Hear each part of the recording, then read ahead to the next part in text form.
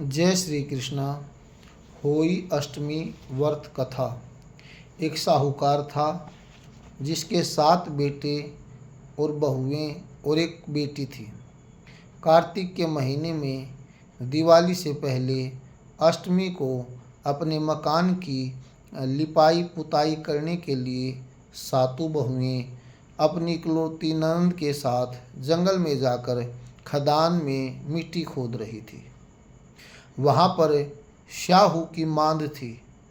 मिट्टी खोदते समय ननंद के हाथ से कुदाली शाहू के बच्चे को लग गई और वह तुरंत मर गया। इससे शाहू माता बहुत नाराज हो गई और बोली कि मैं तेरी कोख बांधूंगी।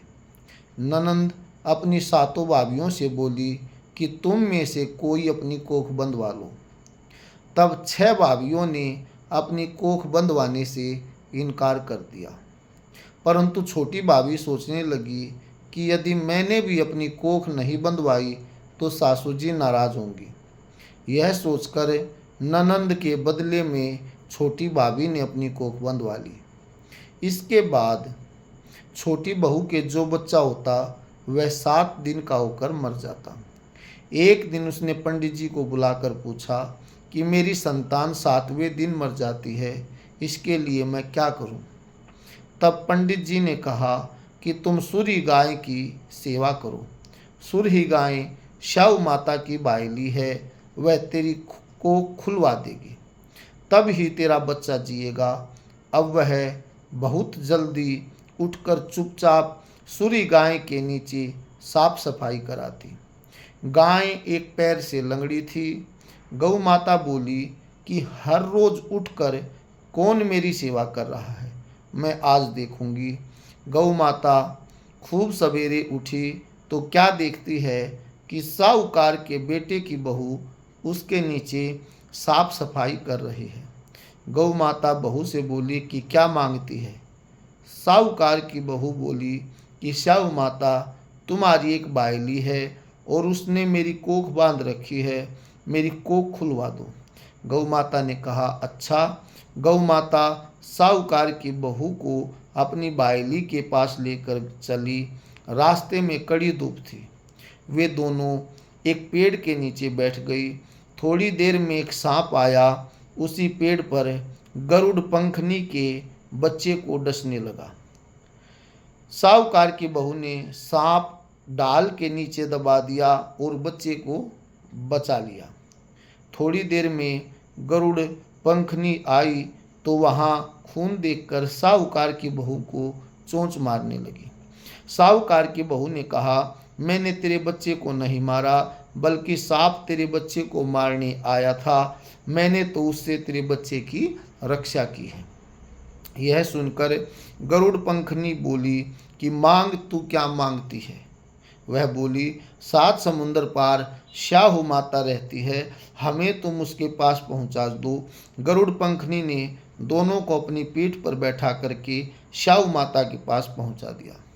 शाहू माता उनको देख करके बोली कि आ बहन, बहुत दिनों में आई। बातें करते समय शाहू माता ने बीच में कहा कि बहन, मेरे सिर में जुएं पड़ गई हैं। सूरी के कहने पर साहूकार की बहू ने उसके सिर की सारी जुएं निकाल दी। इस पर शाहू माता ने प्रसन्न होकर कहा, तूने मेरे सिर में बहुत सलाई फेरी है, इसलिए तेरे 7 बेटे और 7 बहू होंगी। वह बोली, मेरे तो एक भी बेटा नहीं है, 7 बेटे कहाँ से होंगे? शाहू माता बोली, वचन दिया है, वचन से फिरूं तो धोबी के कुंड पर कंकड़ी हूँ। साहूकार की बहू बोली कि मेरी कोख तो तुम्हारे पास बंद पड़ी है।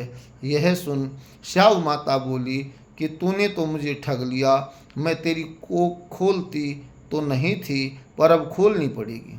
जा, तेरे घर पर तुझे 7 बेटे 7 बहुएं मिलेंगे। तू जाकर 7 उद्यापन करियो, 7 ओई बनाकर 7 कढ़ाई करियो। वह लौटकर घर आई तो उसने देखा कि 7 बेटे 7 बहू बैठी हैं। उसने 7 ओई बनाई, 7 उद्यापन किए, 7 कढ़ाई करी। शाम के समय जेठानियाँ आपस में कहने लगी कि जल्दी जल्दी धूप पूजा कर लो, कहीं छोटी बच्चों को याद करके रोने लगे। थोड़ी देर में उन्होंने अपने बच्चों से कहा, अपनी चाची के घर जाकर देख कर आओ कि आज वह अभी तक रोई क्यों नहीं। बच्चों ने आकर कहा कि चाची तो होई बना रही है, खूब उदापन हो रहा है। यह सुनते ही जेठानियाँ दौड़ी दौड़ी वहाँ आई और आकर कहने लगी कि तूने कोख कैसे खुलवाई। उसने कहा, तुमने तो कोख बंदवाई नहीं थी, सो मैंने कोख बंदवा ली थी, परंतु अब स्याऊ माता ने दया करके मेरी कोख खोल दी है।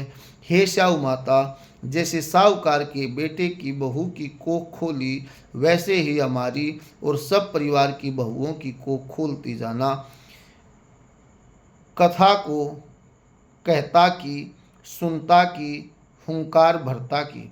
इसके बाद विनायक जी की कहानी भी सुन लेते हैं। एक बार विनायक जी महाराज एक चुटकी में चावल और एक में दूध लेकर घूम रहे थे और कह रहे थे कि कोई मेरी खीर बना दे।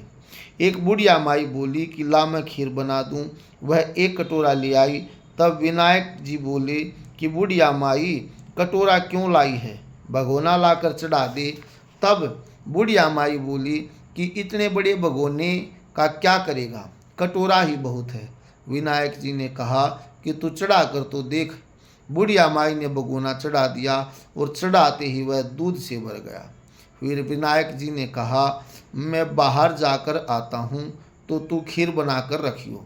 खीर बनकर तैयार हो गई, परंतु विनायक जी महाराज नहीं आए तो बुढ़िया माई का मन ललचा गया और वह दरवाज़ा बंद करके खीर खाने लगी और बोली कि विनायक जी महाराज भोग लगाओ, और खीर खाने लगी।